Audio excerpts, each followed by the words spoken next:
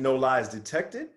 And we have very interesting guests. We're going to be talking to a lot of different people and their opinions of voting. But we have Jonathan Mack with us today. And Chike, I think you can probably give a further introduction to who this gentleman is. So Jonathan is a Renaissance man of sorts. He's a medical professional. He's also an artist. He can sometimes be a comedian, and he's very musically inclined. So he and I connect together on a lot of interesting subjects, and definitely in art, and to the point where I actually put him in one of my movies. Awesome. So welcome, Jonathan Mack. Welcome, Jonathan Mack. Because John has a very unique opinion on politics and just things in the world in general. And one of the main reasons that I wanted him on is because John is a non-voter, and I wanted to talk to him and have him share his point of view with our audience, and to talk to him about why is it that he doesn't vote. Well, before you even get into it, Jonathan, how long have you never voted at all, or did you vote for a while and stopped? No, I voted. When I was younger, I voted. I participated in the process. But the older I got, the more jaded I became. And I just feel that there's more than one way to skin a cat. And I don't feel that Black folks as a whole really get anything out of voting. We're basically, I feel that we're being used as pawns, and it really doesn't benefit us. So we should find another way to attack this situation. Right. What would you say is the trigger that made you go, all right, I'm not even gonna get involved? I wouldn't say it was a trigger. More, I would put it more like just an accumulation of knowledge. When I just reached the point when I feel that there really aren't even two parties anymore. I mean, they say that there's Democrat and Republican. As far as I'm concerned, they all are one conjoined party. Neither has African Americans Prominently. They really could care less what happens to us. They just want to use us. And I feel that if we are going to be used, we should withhold our vote until we are promised something for our vote. Right now, it's like the Republicans don't expect our vote, and the Democrats pretty much say, what choice do you have? So in the end, we end up getting nothing, and we pour everything into it. I mean, take Barack Obama. 98% of African Americans voted for Barack Obama, and I don't recall him specifically doing anything for us in particular. It was almost like, okay, we got your vote, let's move on. So I have a question. With you being a non-voter and you not contributing to the big wheel, so to speak, do you think that when we omit our voice, we do not completely have a say in anything? We can't even complain about what's happening if we don't have any kind of contribution to the whole wheel. How do we survive and sustain ourselves in a system that basically governs us? Well, I would respond to that by just simply saying, how do the Amish do it? I mean, they don't vote, but they find other ways to survive. And I feel that until someone takes our vote seriously, and until they acknowledge that we have special needs that deserve special attention, there's really no point in doing this. I just feel like it makes you feel good. You go in there and you pull a lever, and then you're ignored. I mean, you know about the benign neglect policy. You know what this country's policy was for basically 50 years. It was on public record. We will not acknowledge African Americans. Sure. So what is the point of, I feel that we actually would have more power collectively if we all stayed away. Then they would have to come to you and say, what do you want specifically? Well, I would argue that they would not have to come to us. You brought up the Amish and the Mormons. Who else lives out in the Midwest? They all consider themselves a religious organization, which under the umbrella of religion, they cannot be touched. So therefore, it allows for them to be in their little pocket and have that unity and build power that way amongst themselves. They will never give us that space to be able to create that power to be able to do that. They will never do that for us. So I agree with you. if I'm sorry, go ahead. well, just because I want to stay in that pocket that you're talking about right now. So not only what you're talking about, the Amish, the Mormons, they're Caucasians. So they automatically have the freedom to go and do that. We tried to do that as Black Panthers and we were called terrorists. So the thing that the only way that we could possibly move forward to close, even if let's say we all agree, let's close ourselves off and let's create American Africa. You know what I mean? Let's just say that. We still have to vote in order to create changes that slowly give us the power to do that. But here's where I feel the problem arises. You mentioned the Panthers, and yes, they were considered terrorists. You know who else was considered a terrorist? Martin Luther King.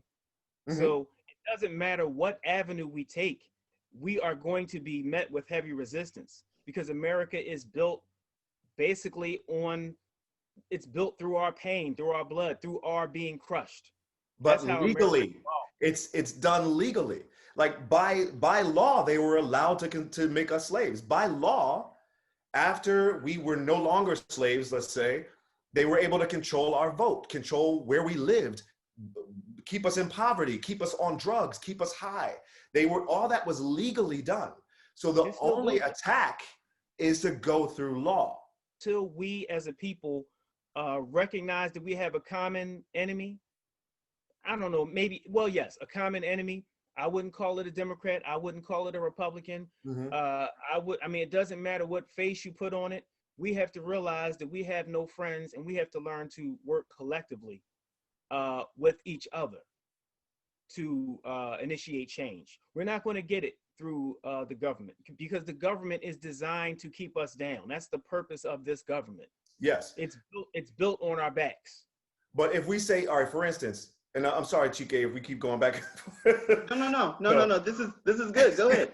But for instance, in this, and I wouldn't say in the past. First of all, I'm the first one that'll tell you that if Biden behaved like Trump, I would vote Republican this year. You know, like it's about the attitude of the person in the office and what their plans are. So that's that.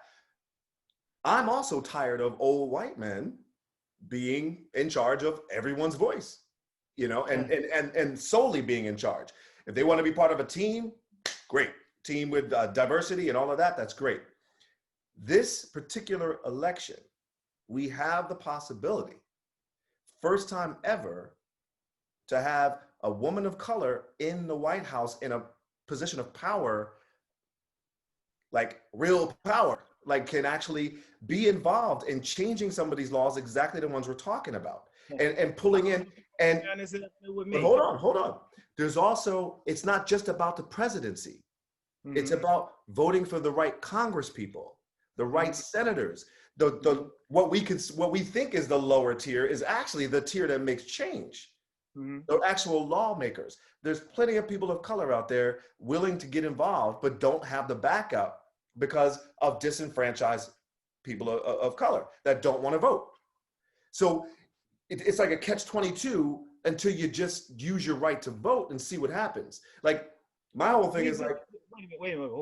We have used our right to vote. 98% of Black people voted for Barack Obama. One time, but most of those people voted for the first time in their life. But this is only also because true. It was a Black man. This is also true. Your average person does not vote correctly. They vote when they think it's important. They don't vote every election. They do not vote for those sub-elections. It's not just your president. You have to vote for your congressman. You have to vote for your senator. You have to vote for your alderman. You have to vote for your mayor. You have to vote for everything subsidiary of the president. All of these people are bought and paid for by the same corporations, by the same rich 1%, and they will always be heard more than you will be heard because they are putting money in these people's pockets. I would say up until the 90s, that is 100% correct. There are real people out there now. You got to do your research and find them. They're real people that want real change just like us. They do exist.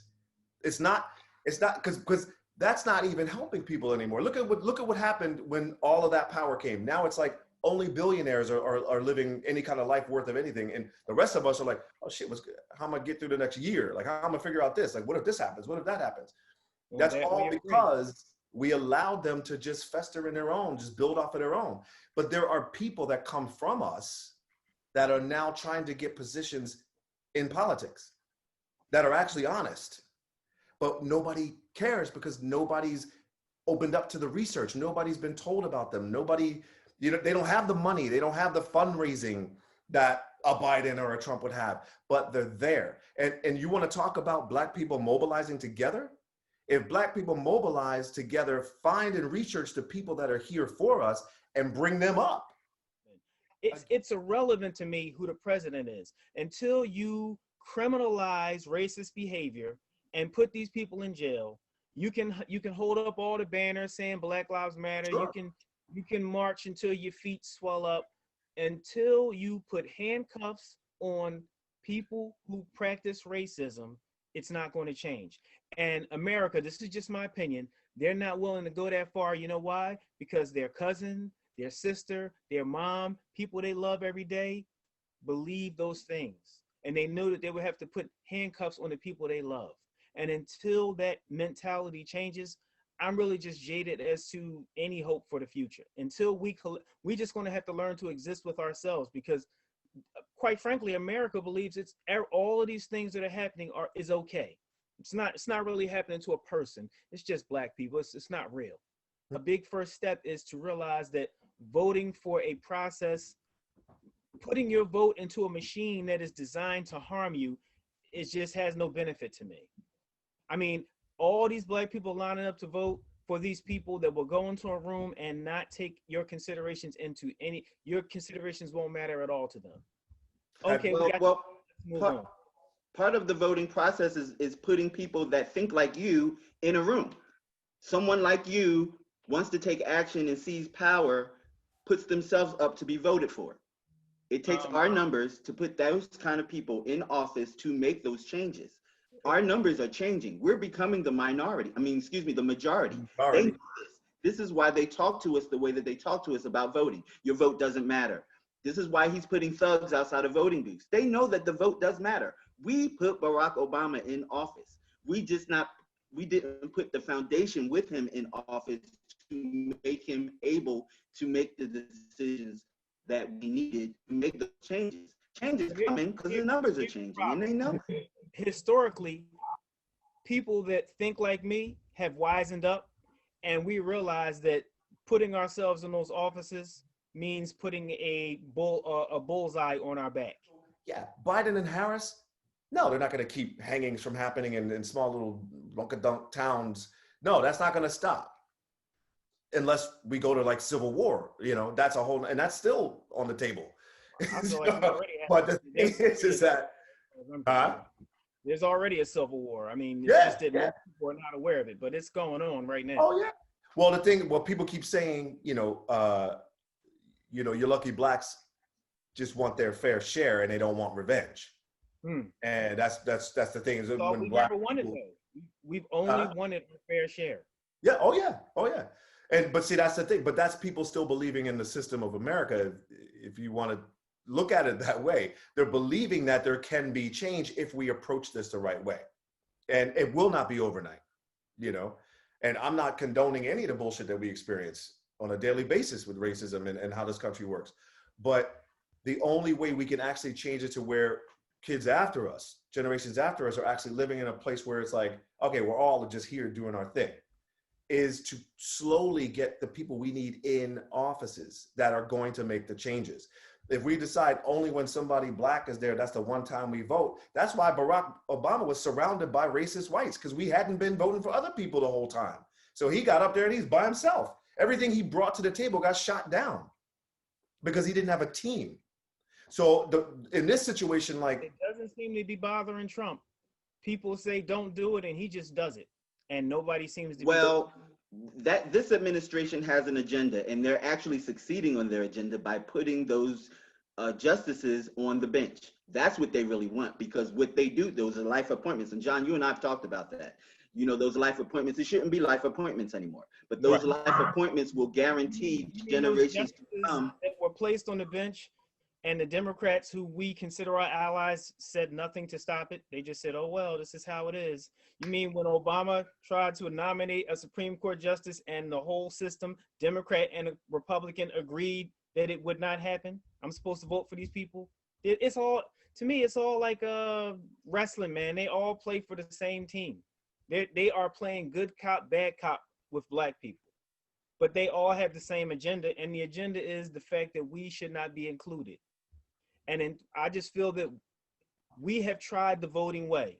98% of us voted for Obama. I saw nothing. I saw the LGBT community get stuff. I saw the Hispanic community get things. I saw the white people get things. I saw him tell black people to pull yourselves up by your bootstraps. The machine is broken. I mean, you have a system where Trump lost by over 2 million votes. Bush lost by over 4 million votes, and they're in office. So you're telling me my vote counts, but these people who nobody wanted in office are in office. But there's even something, so that's going against the electoral vote. That's that whole game too. And that's even in the works to be changed to where we just vote and whoever has the highest number wins, instead of having these electoral colleges around that decide later. When that day comes, I will be the first person in line. But when you tell me that a man can lose, we need a vote to help us get there. We have to vote for the people that are going to go in and change that. Right? I don't believe that day will ever come. We need your numbers, John. We need your numbers.